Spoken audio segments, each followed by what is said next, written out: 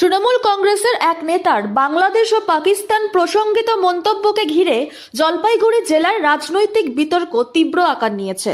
তৃণমূলের জলপাইগুড়ি জেলা এসটি/এসসি ওবিসি সেলের সভাপতি কৃষ্ণ দাসের বক্তব্য প্রকাশ্যে আসতেই শুরু হয়েছে জোরচর্চা।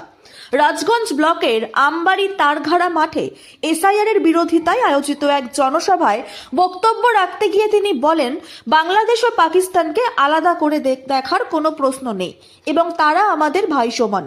এই মন্তব্য সামনে আসার পরই রাজনৈতিক মহলে শোরগোল পড়ে যায়। বিরোধী দল বিজেপি বিষয়টিকে হাতিয়ার করে তৃণমূলের বিরুদ্ধে কড়া আক্রমণ শানিয়েছে। অনেক হারাইছে, সেটা যাতে আমাদের বিচার বিবেচনা করা যায়। আমরা একটা জিনিসে বলবো, পড়শির সঙ্গে ভালো সম্পর্ক হোক।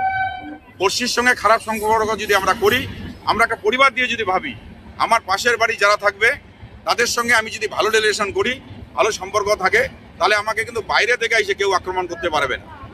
অতএব আমি একটা জিনিসে বলবো যে বাংলাদেশ পাকিস্তান আমাদের পড়শি বলতে আমাদের ভাই। আমাদের দেশ থেকে দুই দেশ ভাগ হয়, আমাদের লড়াই করা দরকার চায়নার সঙ্গে, লড়াই করার দরকার আমাদের তোমার কি জানো ইংল্যান্ডের সঙ্গে, যারা আমাদের 200 বছর রাজত্ব এখানে করেছেন, যারা আমাদের শোষণ শাসন সব করেছেন, তাদের সঙ্গে লড়াই করা উচিত। কিন্তু আমাদের ভাইয়ের সঙ্গে এইভাবে আমাদের বাজে মন্তব্য করা, তাদের সঙ্গে ঝগড়া করা, তাদের সঙ্গে সময় নষ্ট করা, এটা ঠিক নয়। বিজেপির অভিযোগ, তৃণমূল ভিনদেশি ও রোহিঙ্গাদের ভোট ব্যাংক হিসেবে ব্যবহার করে রাজনৈতিক ফায়দা তুলতে চাইছে। তাদের দাবি, দেশের স্বার্থ বিরোধী শক্তির সঙ্গে আপোষ করছে তৃণমূল।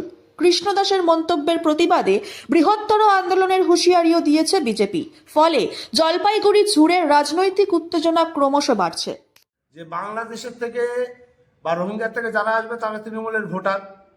যেই পাকিস্তান ভারতীয় সেনাবাহিনীর উপরে আক্রমণ করে, যে পাকিস্তানের জঙ্গি গোষ্ঠী এসে ভারতের উপর আক্রমণ করে বোম ব্লাস্ট করে, ভারতের সৈন্যদের মারে, জনসাধারণকে মারে, যে বাংলাদেশের ইউনিসেফ সরকার বলে আমরা চিকেন নেক দখল করব, এত বড় ক্ষমতা, সেই তৃণমূলের নেতারা পাকিস্তান আর বাংলাদেশের দালালি করে।